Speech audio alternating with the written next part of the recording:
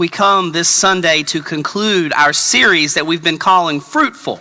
Now, for those of you who have not been here for this previous 4 weeks or maybe missed a week, let me quickly recap. 5 practices we've been looking at lead to a deeper, more fruitful life of faith.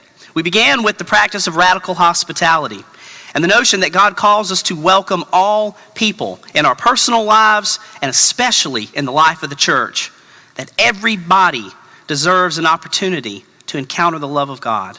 The second practice is the practice of passionate worship, that as we are welcomed, we gather to worship so that our lives are oriented, turned toward God.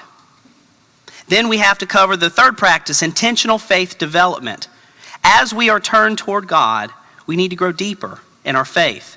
That week we emphasize the importance of small group ministry, that life transformation happens in circles, not in rows. We grow deeper in our faith. Last week, Stacy did a great job of preaching on the practice of risk-taking mission. Not just throwing money at good causes, but things that are risky, that can make a big difference in the world, that God calls us to dream big dreams. This is where we're so excited that this goal of tiny houses was reached so quickly. Here we thought it'd take us months, if at all, and over the course of the season of Lent, we funded a tiny house so that one person can have access to life in a home. This week is the 5th practice, and this is a practice that leads us to a deeper and more fruitful life, and that is the practice of extravagant generosity. Now, I know what some of you are probably thinking. Come on, Ben, you just talked about money a few months ago. Remember the pledge campaign? I mean, that whole why business that you preached on, and we didn't think you'd ever stop preaching on. Why do we have to talk about money again? Some of you may even be saying, gosh, I wish that I'd hit the snooze button just one more time because I didn't really want to come here about money today. Financial health is very difficult to talk about. I mean, it is for me. I don't know about you. I think it is because health in general is hard to talk about. Because the truth is, even the most healthy among us, if we're being honest with ourselves, we could always be a little more healthy.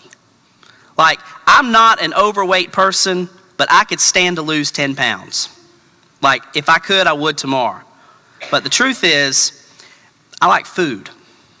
I like good food, rich in calories. Don't spare them. Fried food if you can. Now, the truth is, when I go to the doctor's going to say, Ben, you know, you could stand to lose 10 pounds. You're not overweight, but you could be healthier. Well, no one likes to talk about that because then I have to be honest with the fact that I like self-indulgences. I like food. I don't just like it because it fills me up. I like food. I don't know about you. It makes me feel good. You know? Well, then you get in that self-indulgence business. Finances are the same way. The only thing is we don't have an annual checkup necessarily to get into all of that. If we were to open your checkbook today, and be honest, like if we were just being totally honest with ourselves and with everybody, would we find some little mishaps in there? Some little self-indulgences? You know, there's just having that one bad day and just made me feel good to go buy something. Yeah, I know I didn't really need that, but it's just nice to have. Come on. I mean, you have to treat yourself every now and then, right? The problem is those self-indulgences, just like the extra dinner, extra dessert, the extra snacks, one's not bad. It's when it becomes a practice over and over and over again. Now, physical health, we might be overweight or high cholesterol or high blood pressure. Financial health, it's things like going into debt. It's things like struggling with making ends meet on a month-to-month basis. And the truth is this, financial health, whether we like to talk about it or not, it is a statement of our discipleship. Just like all health is a statement of our discipleship. To be financially healthy is to grow in discipleship. So why do we talk about financial health and giving? I think they're intrinsically linked because God calls us to give. We say to extravagantly give, but why?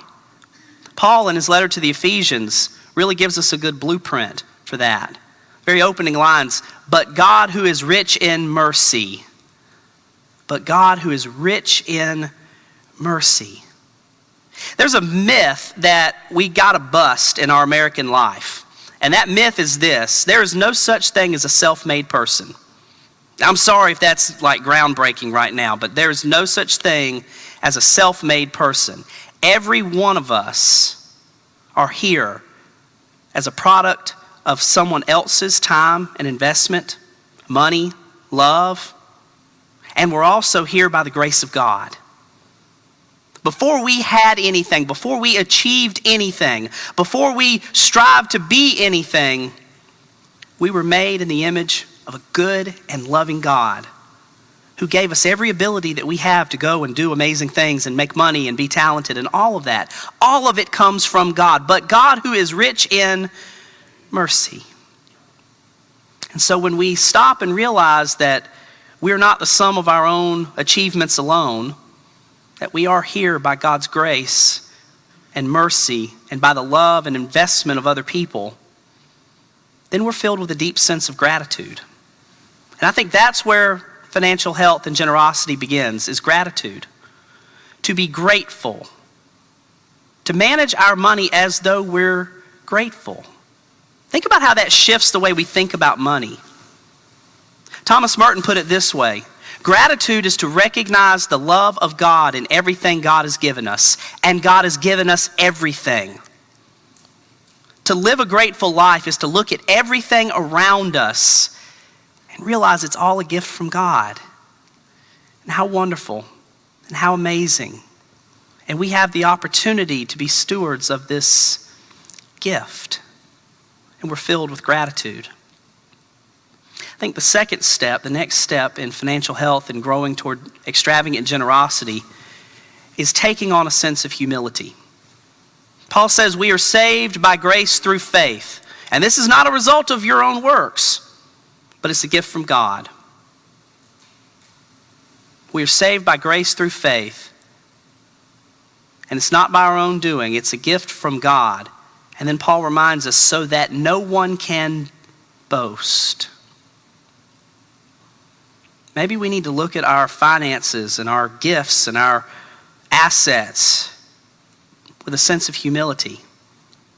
Humility in financial health looks like this: you own nothing. You are here for a finite amount of time, but God has given you so much. Instead of looking at things as though I own that and you have a stranglehold on it, we look at it with the eyes of humility. I don't own that. I'm a steward of it. I'm here for a certain amount of time, and God's given me this, and I'm so richly blessed.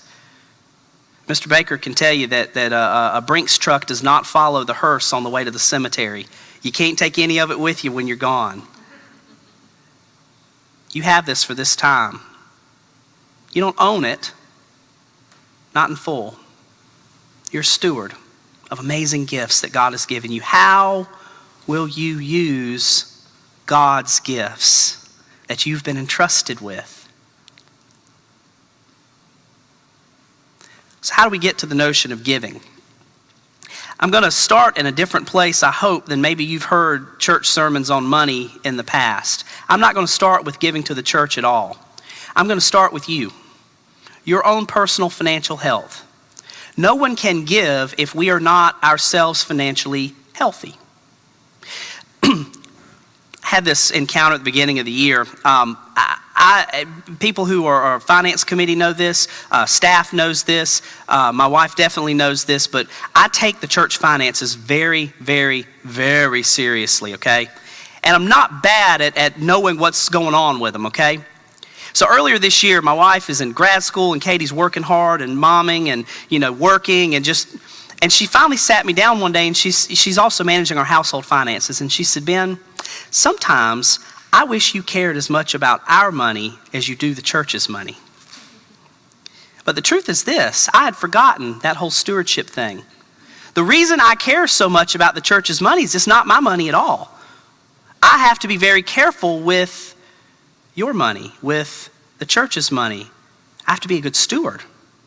But I'd kind of slowly forgotten that my money is not mine either. It's God's.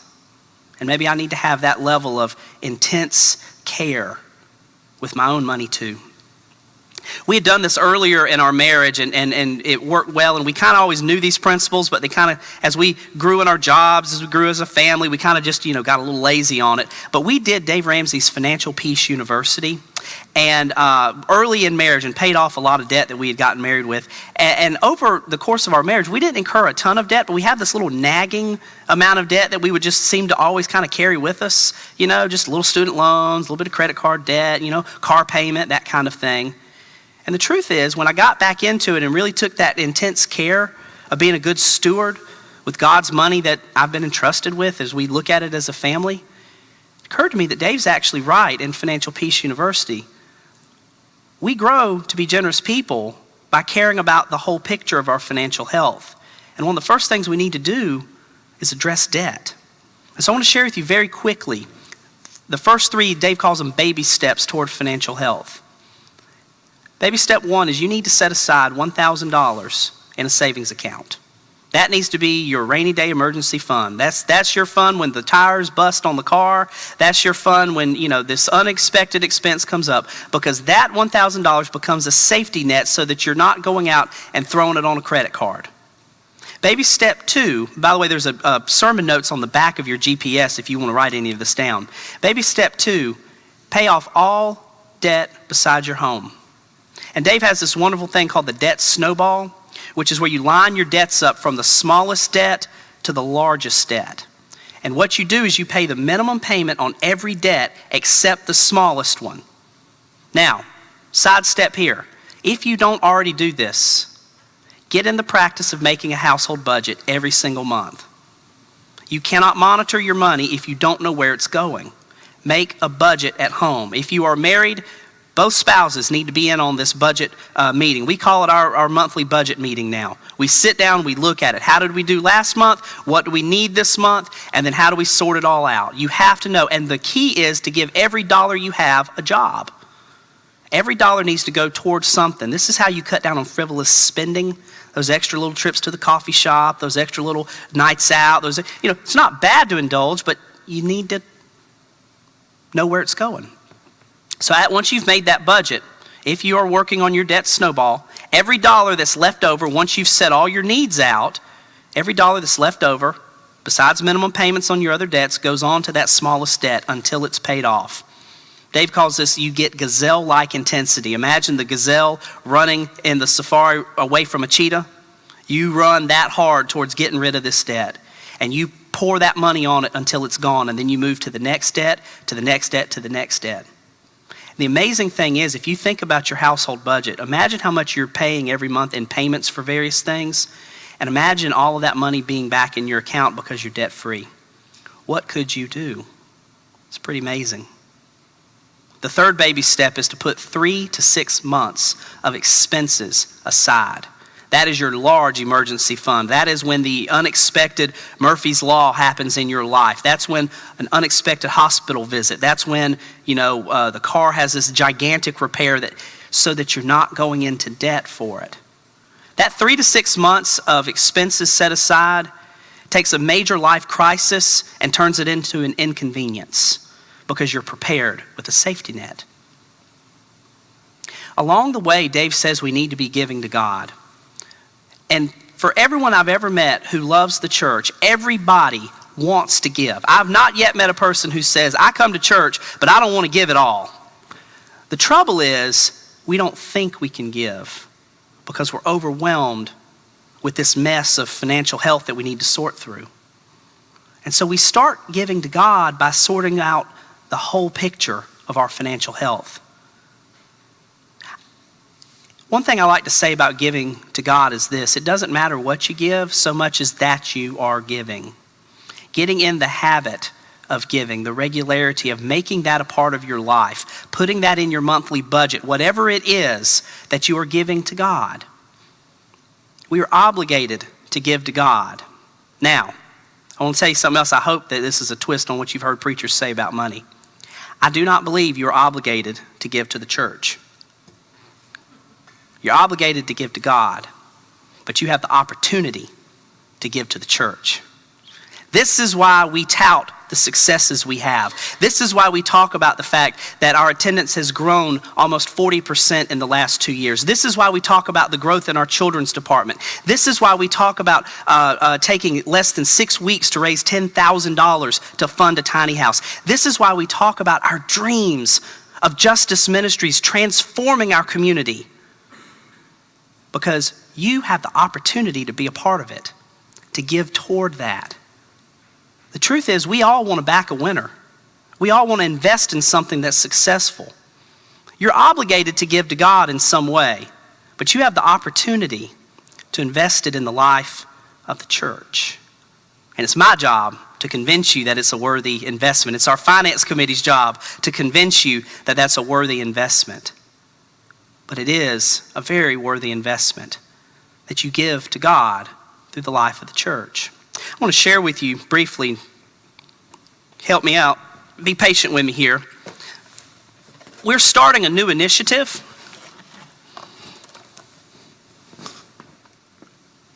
Called the Giving Tree. Our ministries have grown such that we've needed to put together a wish list of things. Some of these are things we need, some of them are things we would love to have to grow our ministries. But they range from $10 to $25. Kitchen cleaning products, by the way. We're doing more and more meals in our kitchen, and we need to take good care of our kitchen. Vacation Bible school supplies. We are expanding our Vacation Bible School to 4 full mornings next month. It's going to be the largest VBS we've had in this church in years. And we need your help. And so the purpose here is that you take a leaf, and we're going to explain it all, so don't worry about if this is overwhelming. But this tree will be in the back of the sanctuary. And as you feel led, you can take a leaf and direct your giving towards something that strikes your passion, something that you want to see grow in the life of the church. And the tree will be up, and there'll be seasonal gifts and opportunities to give in different ways, and we'll trade the leaves out. But this is a fun way that we want to tap in to your generosity, to tap into your calling to give and invest in the life of the church. It's because of people like you that we are who we are as a church. It's because of you that we have grown the way that we've grown. And it's because of you that we will continue to grow. And I couldn't be more grateful. Extravagant generosity, I believe, is summed up in what John Wesley said in a sermon on money. That we are called to earn all we can, save all we can, and give all we can. You see the holistic picture there that Wesley paints? Earn all you can. There is nothing wrong with earning good money. We should be trying to earn good money. Earn all you can. Save all you can. That's where that long-term financial health is born. In saving responsibly, planning for the future. Give all you can. This is where we make the move from seeing our finances as access to self-indulgence and selfishness, and seeing our finances as a way to tap into the life that God called us toward, to tap into this notion that God lead us to give and invest and see that the world is changed as a result. Earn all you can, save all you can, give all you can. You were made for so much. You're made in the image of a good and loving God.